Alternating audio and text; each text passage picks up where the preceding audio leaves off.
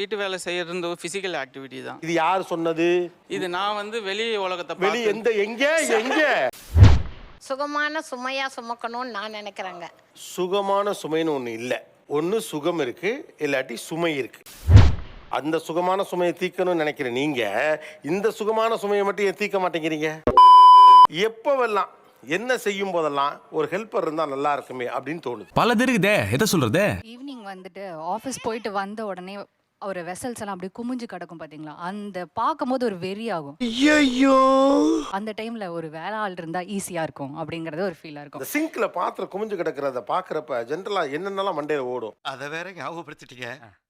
நெஞ்சமெல்லாம் பொண்ணு அறக்கு தம்பி. இருக்கிற எல்லா ப்ரெஷரும் அப்பதான் நம்மளுக்கு ஏறிட்டு வரும். அப்பதான் நம்ம ஹஸ்பண்ட் மேல கோவத்தை காம்போம். நான் செவனே தானா போய்க்கிருந்தேன். யாரு வம்பு தும்புக்காச்சும் போனா இந்த மாதிரி வீடு கிளீனா இல்லனாலே ஹஸ்பண்ட் மேல பேசிக்கா டைரக்டா வீட்டுடைய அமைதி என்பது கிச்சன் கிளீனா இருப்பதை ஒட்டி இருக்கு. அதேதான் மார்னிங் ஒரு 8 மணிக்கு வேலைக்கு கிளம்பிடுறேன் சார். நான் 8 மணிக்கு வேலைக்கு போனால் 10 மணிக்கு ஆகும் நான் ரீச் ஆக. பாத்தீங்களா, கவுளி கூட அடிக்குது. சமையல் பண்ணிவிட்டு குழந்தைக்கு தேவையானது எடுத்து வச்சுட்டு ஸ்நாக்ஸ் எடுத்து வச்சுட்டு ஹஸ்பண்டுக்கு சமையல் பண்ணிவிட்டு நான் கிளம்பிடுவேன். அவர் தான் ஃபுல் டே குழந்தைய பார்த்துப்பாரு. ஆஃபீஸை விட்டு வாசல் எடுத்து வச்சோன்னு அந்த ஆள் வீட்டில் பாத்திரத்தை கழுவிருப்பாரா இல்லையா, ஏதாவது சமைச்சிருப்பாரா, இல்லை மத்தியானம் வச்ச குழம்பு மிச்சம் இருக்குமா?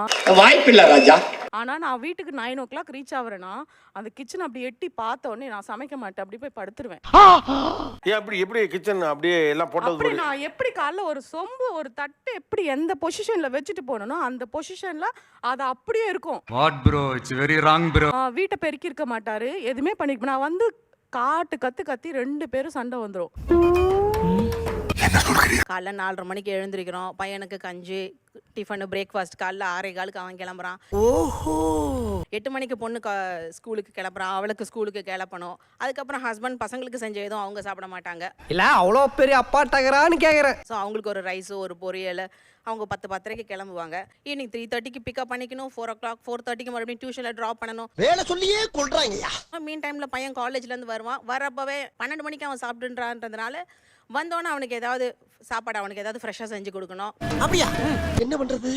6 மணிக்கு போய் டியூஷன்லேருந்து ட்ராப் பண்ணி டான்ஸ் கிளாஸில் ட்ராப் பண்ணணும். மறுபடியும் ஹஸ்பண்ட் அப்போ தான் வருவாங்க, அவங்களுக்கு காஃபி டீன்னு ஏதாவது செஞ்சு கொடுக்கணும். அப்படியா மேடம், கொடுத்து வச்சவர் ஜாலியா இருக்காரு. 8 மணிக்கு டியூஷன் டான்ஸ் கிளாஸ்லேருந்து பிக்கப் பண்ணி வீட்டுக்கு வந்து அவ படிப்புக்கு அவங்களை ஏதாவது அசஸ் பண்ணுற மாதிரி இருக்கும். ஒரு நாளைக்கு ரெஸ்ட் எடுத்தா தான் அந்த வீட்டில் உசுறு வாழ முடியும். நம்ம டின்னருக்கு ஏதாவது செஞ்சு வச்சுட்டு சாப்பிட வாங்கன்னு கூப்பிட்டா இப்போ தான் படிச்சுக்கிட்டே இருக்கேன், நான் ஹோம்ஒர்க் எழுதிட்டு இருக்கேன், வரமாட்டேன்னு. நாப்படுற அவஸ்தை இது. ஹஸ்பண்ட் என்னன்னா வேலை செஞ்சுட்டு இருக்கேன், இவ்வளோ சீக்கிரம் சாப்பிடணுமானுவாங்க. எத்தனை மணிக்கு? 9:30 மணிக்கு. இவரெல்லாம் எப்படி வாழ்க்கையில உருப்பிட்டு சாதிக்க போறாரோ. இவங்கெல்லாம் சாப்பிட்டு முடிச்சாதான் அடுத்து வேலையை முடிச்சுட்டு நைட்டு ஒரு 10-10:30 மணிக்கு படுக்கலாம் அப்படின்னா யாரும் அதை அண்டர்ஸ்டாண்ட் பண்ணிக்கவே மாட்டாங்க. நமக்கு மட்டும் ஏன் இப்படி எல்லாம் நடக்கிறது? எத்தனை மணிக்கு நான் படுத்தாலும் காலையில 4:30 மணிக்காக நான் எழுந்திரிச்சேன். எனக்கு மட்டும் எங்க ரவுண்டு கட்டி அடிக்குது. இது இந்த ரொட்டீன் வந்து இதை வந்து ஸ்ட்ரெஸ்ன்னு ஒரு வார்த்தையில சொல்லிட முடியாது சார். கரெக்ட், நியாயமான பேச்சுப்பா. இப்போ 44 வயசு ஆயிடுச்சு, இந்த மோனோபா ஸ்டேஜில் இருக்கும். ஏன் கோவம் வருது, எதுக்கு கத்துறோம், எதுக்கு எரிஞ்சு விழுறோம் அப்படின்ற புரிஞ்சிக்கவே முடியல. என்னங்க எனக்கு ஒண்ணுமே புரியல. அதுதானப்பா எனக்கும் புரியல.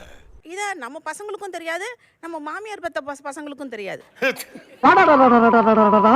என்ன சென்டிமெண்ட் டச்சிங். கிச்சன்ல நின்னுக்கிட்டே இருக்கிறது இந்த பாதம் பயங்கரமா வலிக்குது சார். என்னோட ஹெல்த்தை நான் பாத்துக்கிறேன் அப்படின்னு பாத்தீங்கன்னா அதுக்கான டைம் என்னால அலோகேட் பண்ணவே முடியல. எவ்வளவு கேவலமான பிறவிங்க இல்ல நம்ம. ஆக்சுவலா நீங்க ஒரு ஒரு ஒரு டிகேட்ல நடந்துக்கூடிய லைஃப் ஸ்டைல் சேஞ்சஸ் கண்ணு முன்னால கொண்டு வந்துட்டீங்க. ஒரு பொண்ணு எவ்வளவு பெரிய ஆளானாலும் அவ ஒரு பொண்ணு சார். இதுல மாமியார் மாமனார்லாம் ஹெல்ப் பண்ண மாட்டாங்கன்னு சொல்ல முடியாது சார், அவங்க எல்லாம் நல்லாவே வேலை செய்யறவங்க தான். ஆனா இந்த வயசுல ஏன் அவங்க வேலை செய்யணும் நான் கேக்குறேன். உங்களை மாதிரி மனுஷன்லாம் இருக்கனாலதான் கொஞ்சமாச்சும் மழை பெய்யுது. ஒரு பக்கம் நீங்க வேலை பாக்குறீங்க, 10ஆவதுக்கு ஏற்கனவே ரொம்ப காலமா வேலை பார்த்துட்டு இருக்கவங்க திரும்ப வேலை வாங்கிட்டே இருக்கும். அப்ப அந்த இடத்த ரீப்ளேஸ் பண்ண ஒரு ஆள் வேணும். நல்லா இருப்படா போடா, உன்னெல்லாம் ஒண்ணும் பண்ண முடியாது சார். என்னால என்ன பாத்துக்க முடியறதுக்கு டைம் கிடைக்கல சார். என்னடி சொல்ற? ஏன்னா இப்போ காலையில பாத்தீங்கன்னா லஞ்ச் பிரேக்ஃபாஸ்ட் எல்லாமே குழந்தைக்கு ஹஸ்பண்டுக்கு எல்லாருக்கும் கொடுத்து அனுப்பிட்டு திரும்பி நம்ம அப்பாடான்னு உட்காரவும் முடியாது. எனக்கு நிறைய வேலை இருக்கு, நான் ரொம்ப பிஸி. அந்த ஒரு 10 மினிட்ஸ் உட்காந்து திரும்ப நம்ம டிஃபன் சாப்பிடணும், அடுத்து துணி காய போடணும், இது அதுன்னு பாத்தீங்கன்னா 11-11:30 அடிக்குது சார் மொத்த கோர்ஸும் முடிக்கிறதுக்கு. பிஸி அதாவது பிஸி மீன் பிஸி 11:30க்கு முதல்ல ஒரு ஆன்லைனில் கூட நம்ம ஒரு ஃபிட்னஸ்க்காக கூட பண்ணலான்னு பார்த்தா ஸ்ட்ரென்த் இல்லை உடம்புல இப்போ கொஞ்ச நேரம் ரெஸ்ட் எடுக்க முடியுமா அப்படின்னு தான் யோசிக்க தோணுதே தவிர என்னால் என்ன பார்த்துக்க முடியல. வேண்டாம் நீ சொல்றதெல்லாம் உண்மையா? என்னைய கேனத்தனமா பேசிக்கிட்டு உண்மை இல்லாம பொய்யா சொல்றாங்க. ஆனால் ஆக்சுவலி நான் ரொம்ப ஹாப்பியாக இருந்தேன் ஸ்டார்டிங்கில். நம்ம விதவிதமாக குக் பண்ணி கொடுக்கலாம், குழந்தைய நல்லா கவனிச்சிக்கலாம் அப்படி. ஆனால் அது டெய்லி போக போகிற ஒரு டயர்சம் ப்ராசஸ் ஆயிடுச்சு. எனக்கு வருத்தம்ப்பா, எனக்கு ரொம்ப வருத்தம். என் ஒய்ஃப் வந்து நல்லா சமைப்பாங்க சார். சரி. ஸோ அந்த மாதிரி ஒரு டேஸ்டியான ஃபுட்டு இன்னொருத்தவங்க வந்து பண்ணுவாங்களான்றது ஒரு டவுட். ஓ நீ அப்படி வரியா? அவங்களுக்கு கால் வலிக்குதுன்றதுக்காக அந்த காய்கறி வெட்டி கொடுக்கறதுலாம் நான் இப்போ பண்ண ஆரம்பிச்சிட்டேன் சார். பெரிய விஷயம்யா. இல்லை, அம்மா வந்துட்டு சும்மா தான் இருக்காங்க. மீனிங் அம்மா அப்பா இல்லை. ஸோ அம்மா வந்துட்டு கம்ப்ளீட்டாக அவங்களும் வந்து கேட்குறாங்க. குச்சமே இல்லை. அதுவும் அந்த காலையில் நேரத்தில் வந்து பசங்களை ரெடி பண்ணி டிஃபன் கட்டி கொடுத்து லஞ்சு இது பண்ணுறதுலாம் யூ ஆர் ஸ்ட்ரகிளிங், நீங்கள் வந்து என்கிட்டயும் சொல்லுமா அப்படின்னு சொல்லிட்டு அம்மா சொல்கிறாங்க. ஓ அப்படியா விஷயம்? பட் என்ன சம் ரீசனுக்காக வந்துட்டு she is not giving that load to my sharing that work to my mom. என்ன ரீசன் தெரியல. செத்தப்பையில நாரப்பையில மூஞ்சி மாறையும் பண்ணி போயிடலாம். அவங்களுக்கு ஹெல்த் இஷ்யூஸ் எல்லாம் இருக்கு. இன்னமும் அவங்க 73 இயர்ஸ் ஆகுது. இன்னமும் அவங்கள வந்து நீங்க யூஸ் பண்ணிக்கோ, அவங்களையும் கூட வச்சு வேலை வாங்கிக்கோன்றது எனக்கு விருப்பம் இல்லை. முதல்ல ஒரு வார்த்தை சொல்லல, எங்க அம்மா சும்மா இருக்காங்க அப்படின்னீங்க. என்ன ஒரு ஏத்தம் பத்தி அவனுக்கு. அவங்க என்ன சொல்றாங்க, அவங்க பல வருஷமா வேலை பார்த்து டயர்டா இருக்காங்க. இப்ப மறுபடியும் சௌரியத்துக்காக அவங்கள திரும்ப திரும்ப நான் வேலை பார்க்க சொல்றது நியாயம் இல்லை அப்படிங்கிறாப்ல. அவங்க என்ன சொல்கிறாங்கன்னா, நான் வீட்டில் சும்மா தானே உட்காந்துட்டு இருக்கேன், எனக்கு வந்துட்டு பொழுது போகணும் இல்லையா, அதுக்கு வந்துட்டு நான் இந்த மாதிரி வேலை செஞ்சால் எனக்கு கொஞ்சம் பொழுது போகிற மாதிரி இருக்குது அப்படின்னு நான் சொல்கிறாங்க. அவன் இன்னும் திருந்தலாமாமா. இப்போ உங்க அப்பா வந்து ஒரு 70 வயசுல வேலைக்கு போயிட்டே இருந்தாருன்னா நீங்க என்ன பண்ணுவீங்க? கண்டிப்பாக நான் ஒத்துக்க மாட்டேன். கண்டிப்பா ஒத்துக்க மாட்டீங்க. வேகமா சொல்றீங்கல்ல, ஏன் ஒத்துக்க மாட்டீங்க? அவர் பிடிச்சு தான் போறாரு. வீட்டில் சும்மா தானே இருக்கேன், அதுக்கு போயிட்டு இந்த வேலைக்கு போயிட்டு வரேன்னு சொன்னா நீங்க என்ன ஜென்ரலா செய்வீங்க? வேண்டாம் தான் சார். வேண்டாம் தான் சொல்றேன். அப்புறம் வேண்டாங்கிறீங்க. இல்லை, அவர் கஷ்டப்பட்டுட்டார் சார். கஷ்டப்பட்டுட்டாரு, ரைட்டா? இப்போ ஆண் வேலை செய்யறப்ப அதுக்கு ஒரு ரெக்கக்னேஷனும் அதை நம்ம வேலிடேட் பண்றோம். பெண் வந்து அதை தொடர்ச்சியாக செஞ்சுக்கிட்டே இருக்காங்க. அதை நம்ம வேலிடேட் பண்ணுறதும் இல்லை, அதை ஏன் உழைப்பாகவும் நம்ம அதை என்டாஸ் பண்ணுறதில்ல, அங்கீகாரம் செய்வதில்லை. ரொம்ப கரெக்டா சொன்னப்பா, இது முதல்ல சொல்லிடக்கூடாது. ஏன்னா அந்த மனநிலை இருக்கிறதுனால தான் நான் சும்மா தான் இருக்கேன் அப்படின்னு. ஏன்னா முதல்ல எடுத்தோன்னே உங்கள் அம்மா பற்றி சொன்னப்போ நீங்கள் அதான் சொன்னீங்க. யோ ஏன் இப்படி சீப்பா பண்ணிட்டு? இப்போ இவங்க எப்படி இந்த வார்த்தையை சொல்லியிருப்பாங்கன்னு நீங்கள் நினைக்கிறீங்க?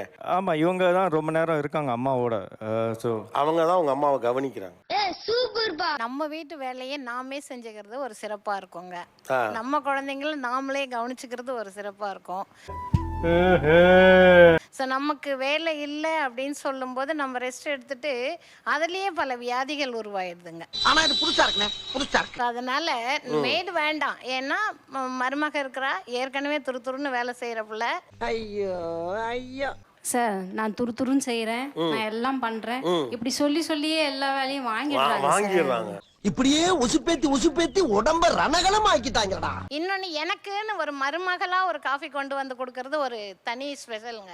புடப்பா இருந்தா சில நேரத்துல இப்படி எல்லாம் யோசிக்க தோணும். அவங்களுக்கு என்ன பிடிக்கும், எப்போ பிடிக்கும், எந்த நேரத்தில் எதை விருப்பப்படுவாங்க, இந்த பாயிண்ட்டுக்கு இந்த விசேஷத்துக்கு இதை தான் யோசிப்பாங்கன்ற அளவுக்கு எனக்கு தெரியும். எப்படி நம்மால் பின்றேன் பாரு. அதை மனசறிஞ்சு நான் செய்யறேன், எல்லாமே பண்றேன். அப்போ எங்களுக்கு எனக்கு மருமகளா இந்த தேவை இருக்குன்றத நான் கேக்குறேங்கல்ல. அப்படி பாரு, சூப்பர் சீனரி. நம்மனால அது முடியலன்னும் போது தான் நம்ம அதை எதிர்பார்த்து நம்ம செய்யணும்னு நினைக்கிறோங்க. அவங்க தான் முடியலைன்னு சொல்றாங்களே. சுகமான சுமையா சுமக்கணும்னு நான் நினைக்கிறேங்க. சுகமான சுமைன்னு ஒண்ணு இல்ல. ஒண்ணு சுகம் இருக்கு, இல்லாட்டி சுமை இருக்கு. சபாஷ், சரியான போட்டி. சார், 2 விஷயங்க. கடமைக்கும் நம்ம அர்ப்பணிப்புக்கும் வித்தியாசம் நிறைய இருக்குங்க. 2ஐயும் நீங்களே படிச்சுக்கங்க, அவங்களுக்கு வேண்டாம்.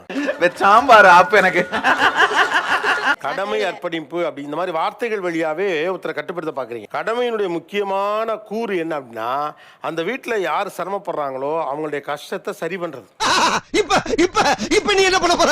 மகனுக்கு வந்து கடன் பிரச்சனை, அப்ப மன உளைச்சல்ல இருக்காப்ல கடன் பிரச்சனையினால கண்டிப்பா விசாரிச்சு என்ன பண்ணணும்னு பாப்போம். அதேதான். என்ன கொடுமை சரவணன். கடன் இருக்கதான்டா இருக்கும், இல்லாட்டி உனக்கே சோம்பேறித்தனம் வந்துடும்.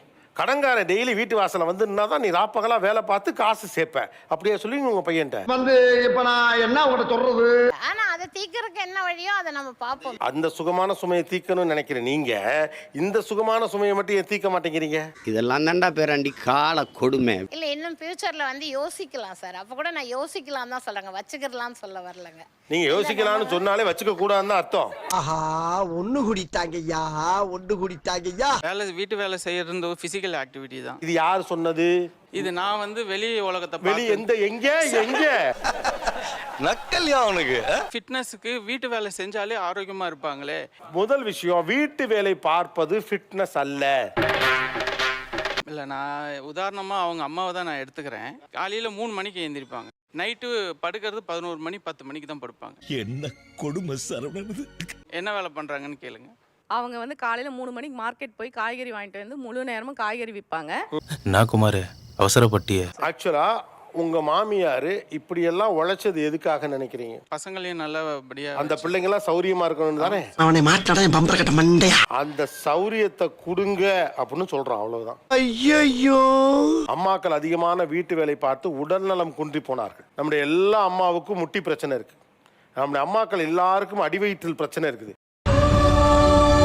அவங்களாம் ரொம்ப ஃபிட்டாக இருந்தாங்க, ஏன்னா வீட்டு வேலை பார்த்தாங்க அப்படின்னு சொல்கிறதோட ஐடியாவே என்னன்னா நீ வீட்டு வேலை பார்த்துக்கிட்டே இருன்னு சொல்கிறது தான். இது நீங்கள் உங்கள் மகளுக்கு சொல்ல போகிறது இல்லை. அதனால் இது இப்போ உங்கள் மனைவிக்கு நீங்கள் இதை அப்ளை பண்ணலாம்.